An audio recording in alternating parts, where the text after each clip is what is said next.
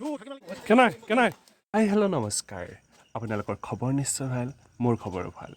আজি অন্য এটা ভিডিঅ' লৈ আপোনালোকৰ মাজলৈ আহিছোঁ আহকচোন আমি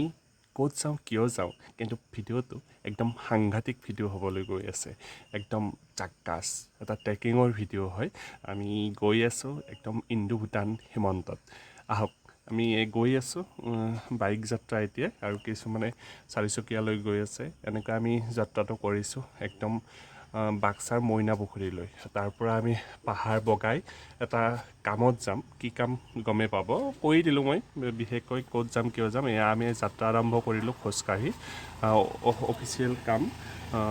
কিছুমান আমি এটা চ'ৰ্চ চাবৰ কাৰণে গৈ আছোঁ কি চ'ৰ্চ গম পাব তাতে ইমান জংঘলৰ মাজত আৰু একদম ভয়ানক আৰু ডাঙৰ কথা আমি সোমোৱাৰ লগে লগে একেবাৰে পিককৰ মানে ময়ূৰৰ মাত শুনিবলৈ পাইছোঁ এয়া আমি গৈ আছোঁ আৰু বৰষুণ যিহেতুকে একেদিন বৰষুণ আছিল ৰাস্তাটো একদম বেয়া আছিল আৰু জংঘল দেখিছেনে একেবাৰে সাংঘাতিক জংঘল আৰু ইয়াত হাতীবোৰো আছে আৰু বনৰীয়া জন্তুবোৰ ইয়াত আছেই অলৰেডি ইয়াত বাঘ বা হাতীৰটো ক'বই নালাগে ইয়াত হাতীৰ গোবৰবোৰ আছেই ইয়াত থাকেই সদায় আৰু আমি যিহেতুকে দিনত গৈছোঁ মানুহবোৰ বেছি কৰি গৈছোঁ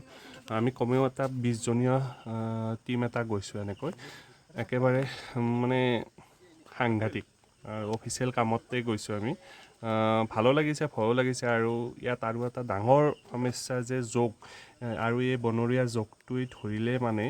একদম আমাৰ শিৰত ফুটাই দিয়ে মানে তেজ সোনকালে ৰৈ নাযায় ইয়াত মোকো ধৰিছিল আৰু আমাৰ ষ্টাফ এনেকৈ সেই বাকীজনকো ধৰিছিল নহওক আৰু আপোনাৰ আমাৰ লগত যোৱা বাইদেউগৰাকীকো ধৰিছিল তেখেতসকলে বাহিৰৰ পৰা আহিছে ভিজিট কৰিবলৈ সেই সূত্ৰে আমি লৈ গৈছোঁ তেওঁলোককো এয়া দেখিছে আমি ধেমালা কৰি গৈ আছোঁ কিছুমান কথা পাতি আৰু একদম ৰিক্স আছে ইয়াত যোৱাটো দেখিবলৈ পাইছে ইমান জংঘল আৰু বাৰিষা কালটোত গছ বন বেছি হৈ যায় খৰালি অলপমান কমি যায় আৰু খৰালিত যাবলৈ ভাল যদিও তেতিয়া গছ গছনিবোৰ নাথাকে কিন্তু এতিয়া অকল সেউজীয়া হৈ আছে দেখিবলৈ পাইছে ইমান ধুনীয়া এটা পৰিৱেশ আৰু যোৱাৰ কাৰণে টাফ হয় আৰু আমি সেনেকৈ সাজু হৈ যোৱা নাছিলোঁ চেণ্ডেল পিন্ধিয়ে গৈছিলোঁ সেইবাবে অকণমান সমস্যা হৈছিল যদি আমি ট্ৰেকিং কৰাৰ কাৰণে জোতা পিন্ধি গ'লোহেঁতেন বা অলপ সুবিধা হ'ল হয় আৰু কোনো এনেকৈ প্লেন নাছিল ইমান দূৰলৈকে যাম বুলি চাবলৈ হঠাৎ প্লেনটো হৈ গ'ল আৰু এনেকৈ আমি গৈ থাকিলোঁ বহুত ভাগৰ হ'ল লাগিল আৰু এইটো কৈ গৈ আছোঁ অলপ জিৰাইছোঁ কমেও 2 কিলোমিটাৰ আধা কিলো এই জোকটো দেখিছেনে উৰি আহি লাগি যায় ক'ব নোৱাৰে আৰু এইটো যদি কামুৰি দিয়ে নহয় একেবাৰে সৰ্বনাশ আৰু বহুত দিনলৈ খোজাই থাকে ইনফেকশ্যন টাইপৰ হৈ যায় ট্ৰিটমেণ্ট আমাৰ এই সাধাৰণতে জোকবোৰৰ দৰে এইটো জোক নহয় এইটো জোক অলপ সাৱধান হ'ব লাগে আৰু ভিতৰত সোমাই যায় ডাইৰেক্ট আপোনাৰ ভিতৰৰ ফালে গুচি যায় গমেই নাপায় খাই থাকে এয়া বাইদেউজনীক ধৰিছে এয়া গুচাই আছে জোকে কেনাই চিন্ময় পৰি গ'ল চিন্ময় কি হ'ল পিছল খাই পৰি হ'লেও নাইবা জোকে ফুটুৱাই তেজ ওলোৱাৰ পিছতো কোনো থমকি ৰোৱা নাই আগবাঢ়ি গৈছে নিৰ্দিষ্ট কামটোৰ কাৰণে সঁচাকৈ আৰু কিছুমানৰ কাৰণে আজি নতুন আছিলে এইটো বস্তু ট্ৰেকিংটো তেওঁলোকে এনেকৈ ট্ৰেকিং কিছুমানত কৰিছিল য'ত এনে সচৰাচৰ কৰে বা এইটো কোনো ৰাস্তা পৰি থকা নাই আগতে বনাই থৈ দিয়া ৰাস্তা নহয় জংঘলীয়া ৰাস্তা হয় বা সেইকাৰণে অকণমান টাফ হৈছে আমাৰ কাৰণে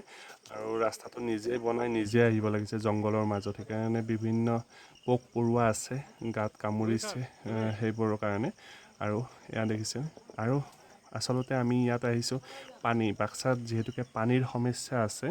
খৰালি কালত মানুহৰ পানীৰ সমস্যা আহে খোৱা পানী হওক বা বিভিন্ন কাম কাজৰ কাৰণে বা খেতিপথাৰৰ পানীৰ কাৰণে আৰু সেই পানীৰ সমস্যা নিৰ্মূলৰ কাৰণে সেই উদ্দেশ্যে ইয়ালৈ আহিছোঁ এই নদীটোত ভূটান সীমান্তৰ নদী হয় ভূটানৰ পৰা অহা নদীত ইয়াতে বাৰমাহে পানী থাকে আৰু সেই পানীটোৱে 5 কিলোমিটাৰ দূৰত পাইপেৰে পানীটো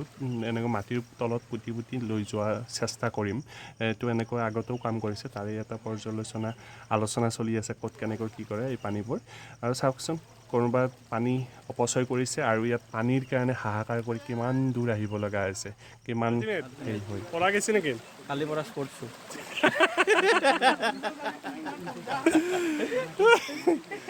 দিমি ছাৰ কেনে লাগছি সঁচাকৈ পানীয়ে পানীৰ প্ৰাণ এই পানী এটুপিৰ বাবে কিমান যে হাহাকাৰ কৰিব লগা নহৈছে জানো এয়া কিমান দূৰৰ পৰা এনেকৈ আহিব লগা হৈছে কিমান জোকৰ কামৰ কিমান পিছল খাই এই সংঘাতৰ মাজত এনেকৈ আগবাঢ়িছে আৰু যে কিমান কি আছে সকলোৰ কুশল হওক মংগল হওক তাৰে কামনাৰে আৰু ভিডিঅ'টো যদি চাই ভাল পাইছে লাইক কমেণ্ট শ্বেয়াৰ কৰি দিবলৈ নাপাহৰিব আৰু ফেচবুকত যদি চাইছে ফ'ল' কৰি দিবলৈ নাপাহৰিব বাই বাই